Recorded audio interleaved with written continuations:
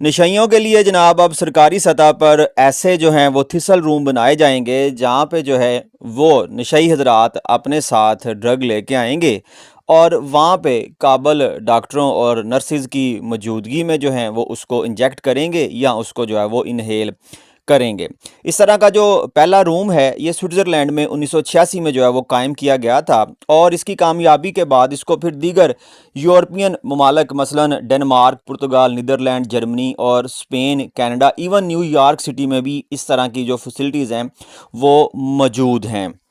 और इस आने वाले मंडे को ग्लासगो ईस्ट में जो है वो भी इस तरह का एक थिसर रूम जो है वो ओपन होने जा रहा है। इसके लिए इनको तकरीबन कोई कह लें कि 12-13 साल की जो है वो अदालती जंग लड़नी पड़ी है। उसके बाद ग्लासगो सिटी जो है उसको इस बात की इजाज़त मिली है कि वो इस तरह के थिसर रूम को जो है वो कायम कर सके। इसको कायम किया गया है जी सिटी हंटर स्ट्रीट में और यहाँ पे इस स्ट्रीट में कायम करने का मकसद ये था कि इस गली में जो है वो 23 ऐसे लोग रहते हैं जो कि बड़े लंबे अरसे से डॉक्टर ने उनको प्रेस्क्राइब किया था हीरोइन यूज़, तो वो उसको डेली बेसिस पे जो है वो यूज़ करते हैं। तो ग्लासगो में कह लें कि सबसे जो लंबे नशई हैं, पुराने नशई हैं, वो इस गली में रहते हैं, इसलिए इस हंटर स्ट्रीट में जो है वो इसको कायम किया गया है। इसको कायम करने का मकसद जो है वो ये था जी कि 2000 वैसे तो 8 का ये आइडिया था, लेकिन उसके बाद जो है इसके ऊपर अदालती स्टे जो है वो आ गया। 2016 में इसको जो है वो ओपन करना था, लेकिन फिर उस साल जो है वो HIV जो पॉजिटिव पेशेंट है ग्लासगो सिटी में उनकी तशखीस हो गई, तो फिर इसके ऊपर जो है वो कुछ डिले जो है वो आ गया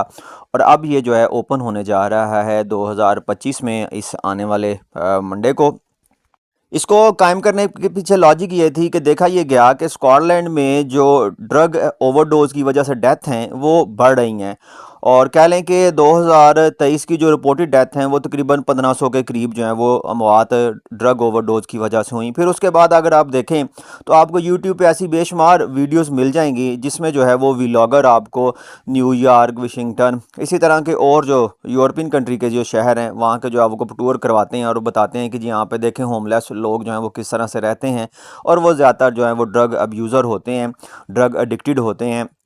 उसकी वजह से एक बैड इम्पैक्ट जो है वो जाता है और उसके अलावा भी जो माशरे में दूसरे जो लोग हैं जो ड्रग एडिक्टेड नहीं हैं उनके ऊपर भी एक नेगेटिव जो है वो इम्पैक्ट पड़ता है। तो इस चीज़ को जो है अब लीगलाइज किया गया है और यूके गवर्नमेंट का कहना है जी कि इनका ऐसा कोई प्लान नहीं है कि इस तरह के मज़ीद जो थिसर रूम है ये यूके में कायम किए जाएंगे। बहरहाल वो ग्लासगो प्रोजेक्ट के साथ जो है वो इंटरफेयर नहीं करेंगे।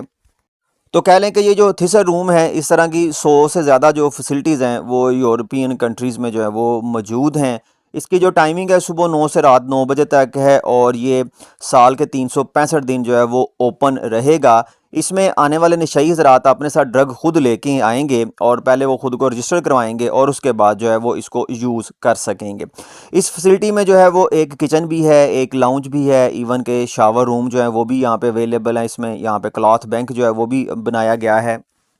और नशाई हज़रात ने इसको काफ़ी ज़्यादा अप्रिशिएट किया है। मसलन एक जो निशान है उसके बारे में यहाँ पे रिपोर्ट किया गया है कि जी उसका कहना है कि वो पिछले कुछ 6 साल से जो है वो हीरोइन यूज़ कर रही है और इसी तरह से ग्लासगो की सड़कों पे जहाँ पे उसको मौका मिलता है वो ड्रग को इंजेक्ट करती है और वहीं पे जो है वो सो जाती है। तो अब ये जो है इसको एक शेल्टर मिल गया है, वहाँ पे जो है वो बड़े अच्छे अंदाज से जो है वो अब ड्रग को यूज़ कर सकेगी। और इसका कहना ये भी है जी कि इस तरह से हो सकता है कि ये ट्रस्ट लेवल जो है वो डेवलप हो और ये रिहैबिलिटेशन की तरफ जो है वो जा सकें। यहाँ पे एक इंटरेस्टिंग बात ये भी है जी कि जो ग्लासगो है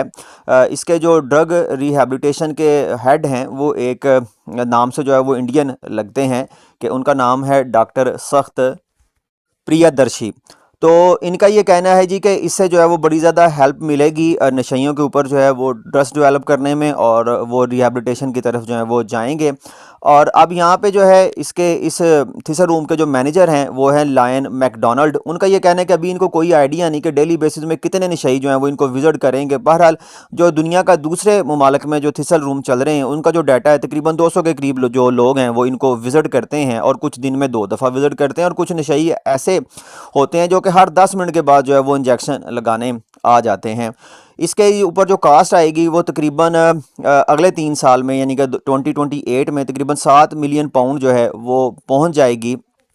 और अभी ग्लासगो सिटी में डेली जो है वो 500 से 400 नशई हैं जो कि ओपन स्पेस में ग्लासगो सिटी की सड़कों के ऊपर जो है वो ड्रग को इंजेक्ट करते हैं। तो इसको कहते हैं जी कि रियासत माँ जैसी, कि रियासत जो है वो नशइयों के लिए भी माँ जैसा रोल जो है वो प्ले कर रही है। अब बस किसी तरह से ये बात जो है मरियम नवाज़ के या मरियम सफदर के जो मशीरान हैं उनके कानों तक पहुंचा देंगे तो उनको भी एक नया प्रोजेक्ट मिल जाएगा। तो फिर वो भी क्या करेंगी कि पंजाब के बड़े शहरों में जो हैं वो इस तरह के नशई हजरात के लिए जो वो सेंटर ओपन करेंगी जो कि बड़े कोजी होंगे और जहाँ पे जो है वो डॉक्टरों को, नर्सों को जो है वो हायर किया जाएगा। इससे जो एक तो वोट बैंक बढ़ेगा, लोगों को जॉब जो है वो मिलेंगी और उसके बाद नशई हजरात जो हैं वो भी मरियम सफदर के जो है वो नारे लगाएंगे, क्योंकि मरियम सफदर को अपनी जो है वो मशहूरी करने का बड़ा शौक़ है। तो एक नया प्रोजेक्ट है, इसके ऊपर वो अपनी अच्छी खासी तशरीह जो है वो कर सकती हैं, तस्वीरें जो है वो लगा सकती हैं। जैसे अब देखें कि इन्हीं का जो है वो एक और इनके सर्विस है कि वैसे अगर प्रेगनेंसी के बाद जो है वो डिलीवरी के लिए कोई औरत जो है वो जाती है सिविल अस्पताल में, तो अब उसके लिए जो है इन्होंने डोर टू डोर जो है वो फैसिलिटी प्रोवाइड की है कि इनके चचा ने जो कैरी डिब्बे लोगों को दिए थे, कैरी वैन जो है वो दिए थी कर्ज़ पे, उनको जो है वो इस काम के लिए मुख्तस कर दिया गया है और उनके ऊपर जो है वो सारी बॉडी को पेंट करके तस्वीरें तस्वीरें लगाई गई हैं कि जनाब अब आपको ना डिलीवरी के लिए जो है वो सिविल अस्पताल जाने की भी ज़रूरत नहीं है, बस आप जो है वो मुस्लिम लीग नून के किसी कटआउट को जो है वो रब्ता करें तो वो आप तक जो है ये वैन पहुंचा देगा और आप डिलीवरी की सहूलत जो है वो आपके अपने दरवाजे पे पहुंच जाएगी। तो इससे जो मौत है ड्रग ओवरडोज़ की वजह से उनको भी जो है वो कम करने में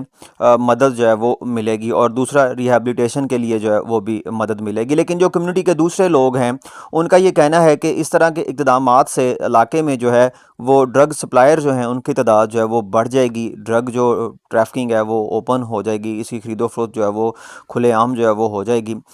लेकिन बहरहाल जो लोग जो हैं वो यहाँ पे आके ड्रग यूज़ करेंगे उनके ऊपर जो है वो कोई कानूनी जो है वो चाराजोई नहीं होगी। अब बाहर जो वो ड्रग लेते हैं उसके ऊपर चाराजोई होगी या नहीं होगी इसके बारे में जो है वो अभी कुछ नहीं कहा जा सकता। यानी कि ये भी काम हो सकता है खिड़की वाला काम कि पहले नशइयों के लिए जो है वो एक सेंटर बनाया जाए, वहाँ पे जो है वो नशई हज़रात आएँ तो उनके पीछे जो नशा बेचने वाले वो आएँ तो पुलिस उन सब को जो है वो एक जगह पकड़ ले। लेकिन उम्मीद है कि ऐसा जो है वो नहीं होगा। और इसी तरह से जनाब एक ख़ातून है एनी मैरी वर्द, और जो एनी मैरी वर्द हैं, एनी मैरी वर्द ये चीफ़ एग्जेक्टिव है जी चैरिटी फेसेस की and voices of recovery UK की। इनका ये कहना है जी कि जनाब ये एक बड़ा बुरा कदम है, क्योंकि इससे लोगों को जो है वो एक मोटिवेशन मिलेगी कि वो ख़ुद को जो है वो नुकसान पहुंचा सके। इससे जो ड्रग ओवरडोज़ है उसकी डेथ जो है वो कम नहीं होने जा रही, बल्कि लोगों को एक हलाशेरी मिल रही है कि कोई बात नहीं है, अब हुकूमत जो है वो उनके सर पे है और ये सारी सहूलियात जो हैं ड्रग यूज़ करने के लिए उनको इंजेक्शन भी देगी, उनकी सर्विलेंस भी करेगी कि ओवरडोज़ जो है वो ना करें। उसके अलावा जो है और फैसिलिटीज़ जो हैं उनको प्रोवाइड करेंगे, उनसे हमदर्दी का जो है वो इजहार करेगी। तो देखते हैं जी कि आगे चल के जो है इसके क्या नताइज होते हैं। असल में जो ये इस तरह के थिसर रूम हैं, यहाँ पे कितने लोग विज़िट करते हैं, उनका सिनेरियो क्या है, ये लोकेलिटी पे भी डिपेंड करता है, उस जगह पे उस शहर में कितने लोग जो रहते हैं जो इसको जो है वो असेस करते हैं।